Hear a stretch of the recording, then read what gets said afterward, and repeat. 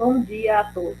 Sejam bem-vindos ao segundo encontro integrado de pesquisa e formação e terceiro encontro do Núcleo de Estudos sobre Formação, Avaliação, Gestão e Currículo, que nesta edição ocorre de forma virtual, considerando o contexto de pandemia vivido no mundo.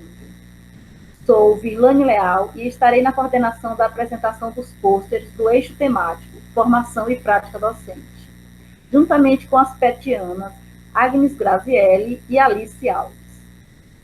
Serão apresentados nesta manhã os seguintes pôsteres: a concepção de professores da educação infantil sobre as ações de formação continuada, promovidas pela Rede Municipal de Teresina, de autoria de Maria do Socorro Leal Lopes e Simone Almeida Ximenes Luiz. A contação de histórias como ferramenta de ação cultural, de autoria de Agnes Grazielli dos Santos Reis, Alice Alves Machado e Thalita de Souza Rodrigues. E a prática pedagógica na educação infantil, de autoria de Bequiane Pereira de Araújo e Ana Raquel da Silva Mesquita.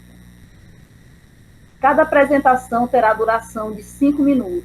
Em seguida, através do chat, abriremos para os questionamentos.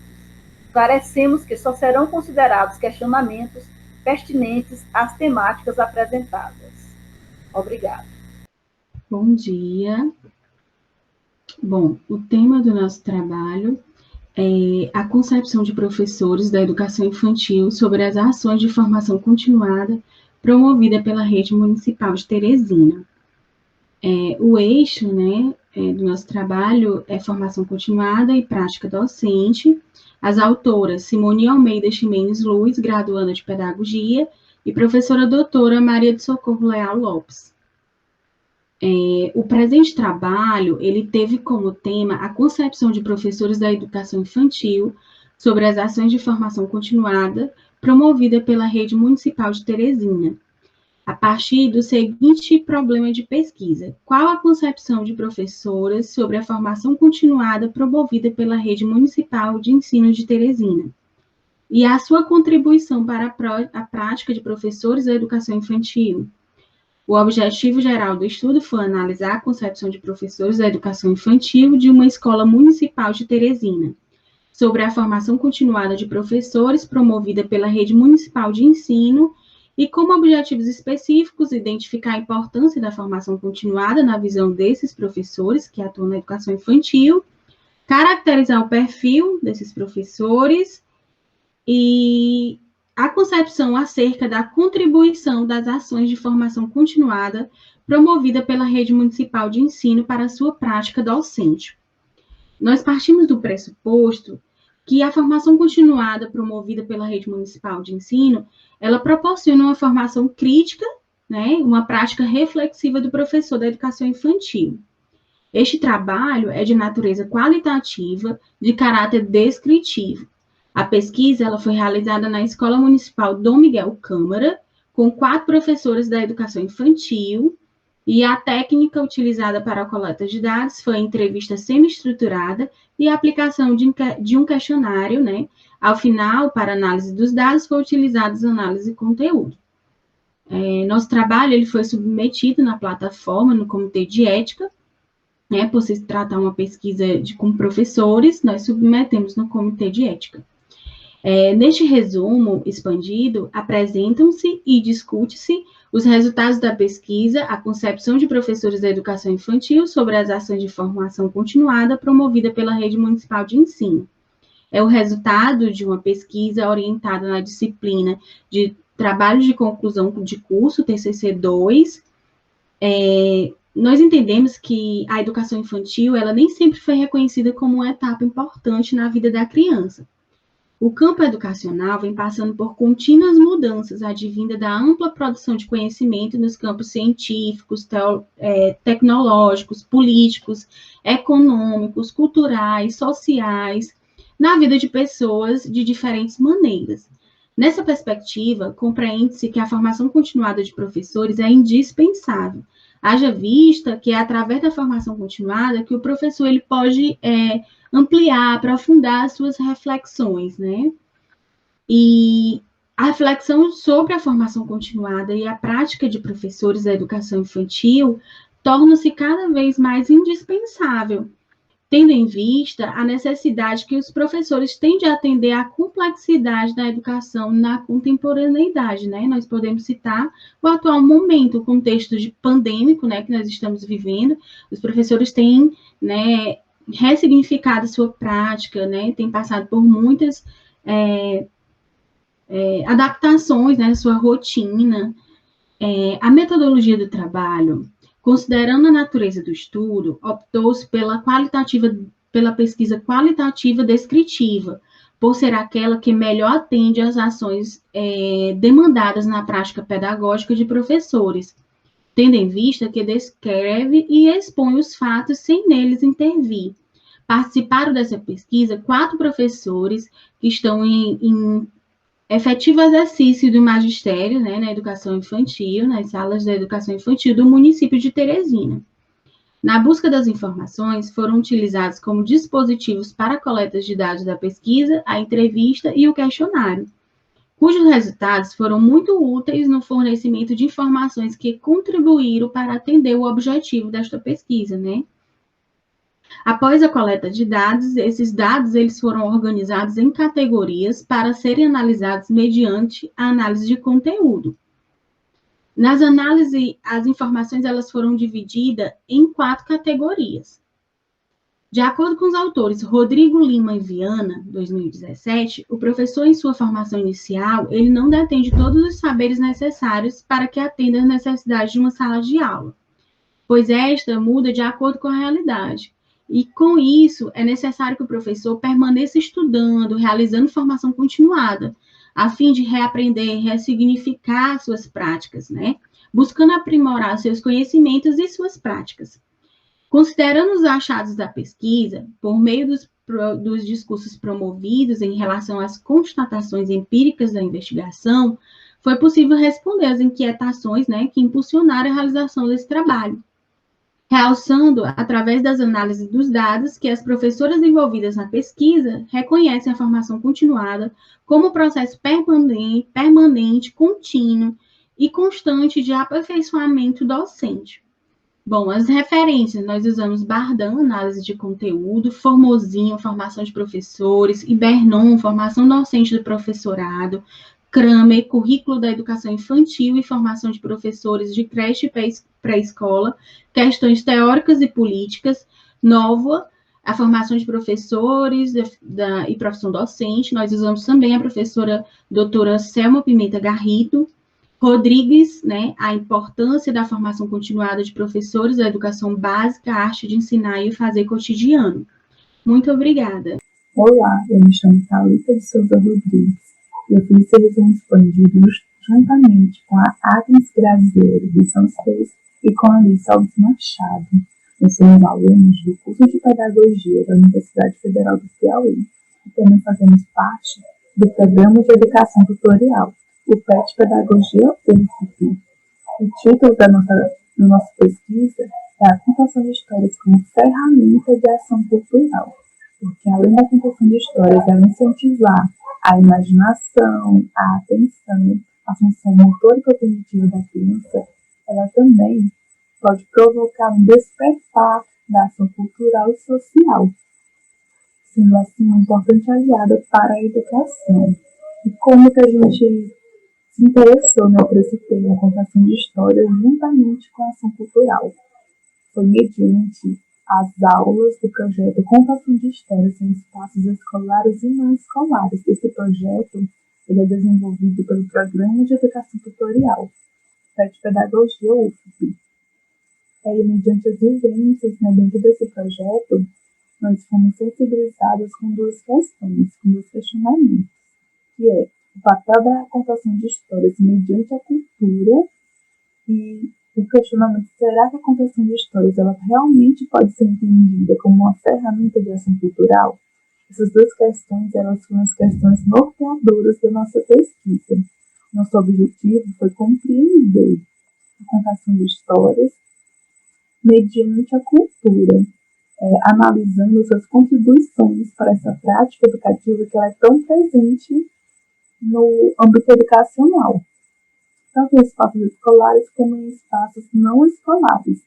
Nosso justificativo foi compreender, foi entender que contar histórias não somente no seu caráter lúdico, não somente com o seu brincar, mas também como uma ferramenta de ação e intervenção cultural. E mediante as nossas pesquisas para a construção do nosso resumo expandido, nos deparamos com os autores, dentre eles o Luiz Augusto Milanese, que diz que a ação cultural ela é caracterizada pela presença de três verbos, que são o informar, o refletir e o criar. Fizemos então essa ligação, uma ligação inevitável entre a ação cultural e o contar histórias, porque contar histórias também envolve o refletir, envolve o informar, envolve o criar.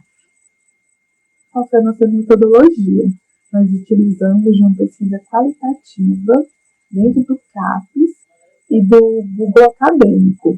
Lá nós encontramos alguns estudos, algumas pesquisas, mas utilizamos apenas duas, que é a contação de histórias, sabedoria e identidade cultural do campo, da Marciane Aparecida, e o segundo estudo que a gente utilizou foi a importância da contação de histórias como prática educacional na educação infantil, da Ana do Nascimento. Quais foram as nossas considerações? O que foi que a gente encontrou com a nossa pesquisa? Nós observamos que a ação de contar histórias, ela vai além da imaginação, ela transcende. Ela enriquece de saber não só a criança, mas também o professor ou aquela pessoa que está praticando o ato de contar histórias, tendo em vista que a criança entende o mundo da maneira que ele é apresentado a ela, através da leitura ou através de contar histórias.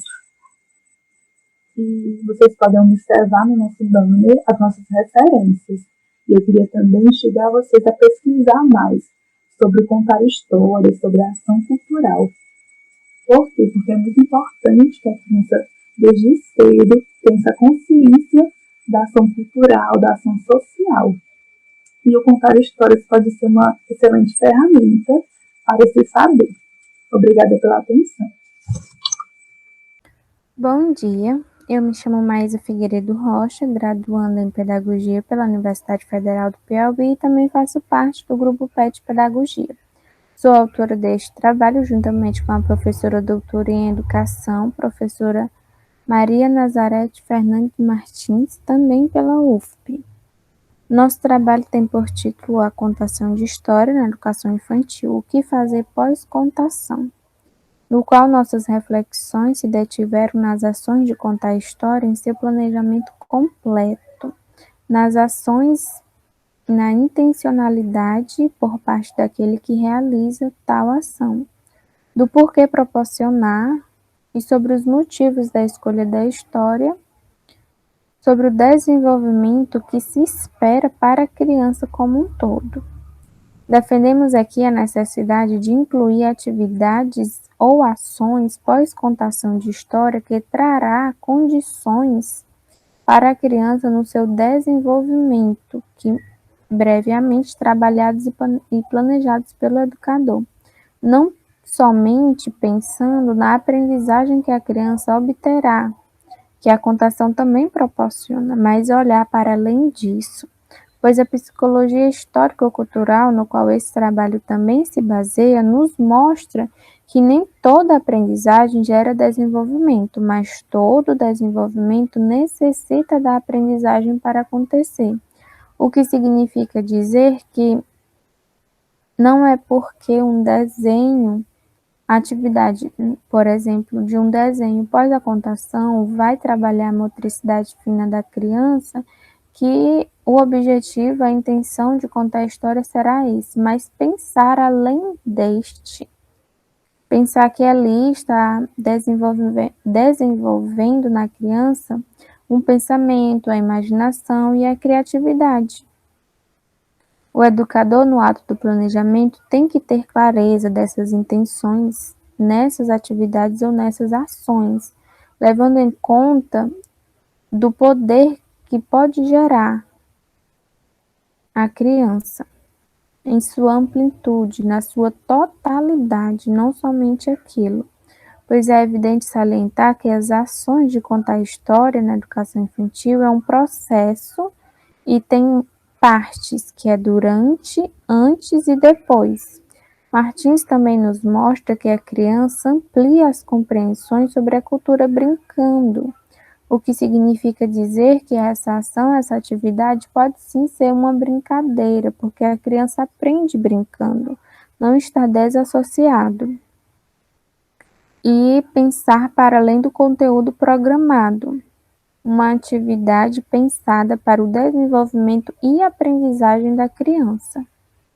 Aqui, nossa metodologia foi através de experiências e observações ocorridas por meio remoto do desenvolvimento das ações do projeto Contação de História PET Pedagogia UFP, realizada por meio remoto, que teve uma ação, a preparação de técnicas de contação de histórias. E, contudo, as nossas considerações, os nossos resultados finais foi que a contação de histórias se torna um meio para o desenvolvimento infantil, dando ao professor um poderoso caminho para gerar condições, objetivos de novas aprendizagens para a criança, motivando a pensar criticamente e a ser capaz de se expressar.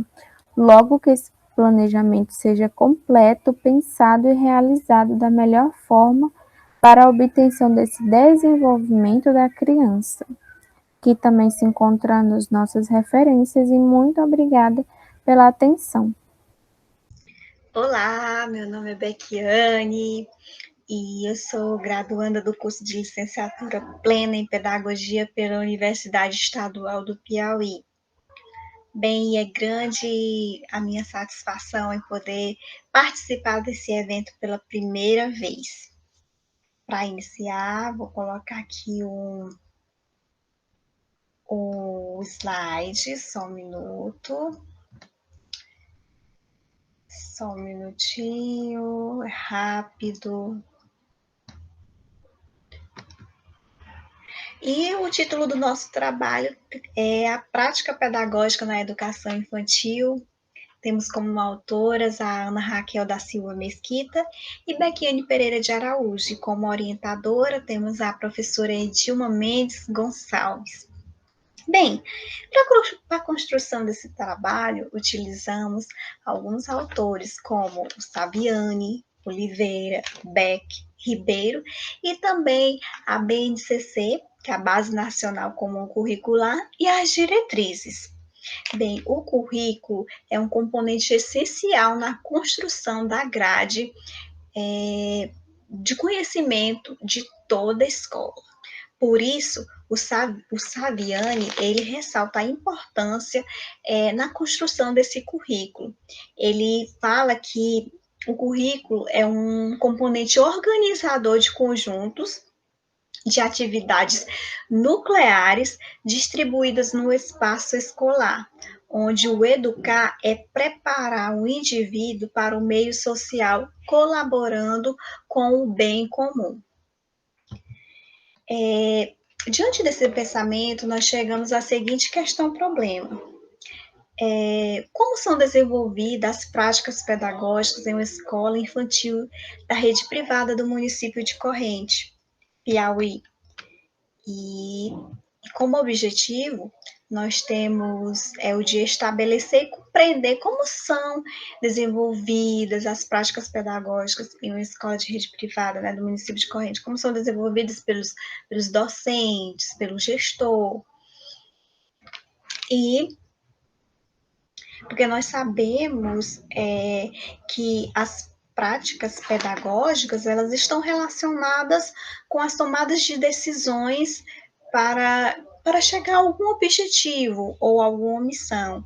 O Ribeiro, ele fala que toda forma específica tem a praxis e, na prática, a tomada de seu conjunto, enquanto no ser humano está relacionado, contido só a teoria de tratar de uma prática de consciente, ou seja, tem a finalidade de o mínimo de conhecimento possível. Para esse trabalho, nós utilizamos a metodologia, a forma de observações, né? Foram feitas observações, porque nós nos basamos pela pelo que o Becker fala, né, que a técnica de observação é uma solução para o estudo de fenômenos complexos e institucionalizados, principalmente quando se pretende realizar análises descritivas e exploratórias, ou quando se tem o objetivo de inferir sobre um fenômeno que remete a certas regularidades passíveis e de generalizações.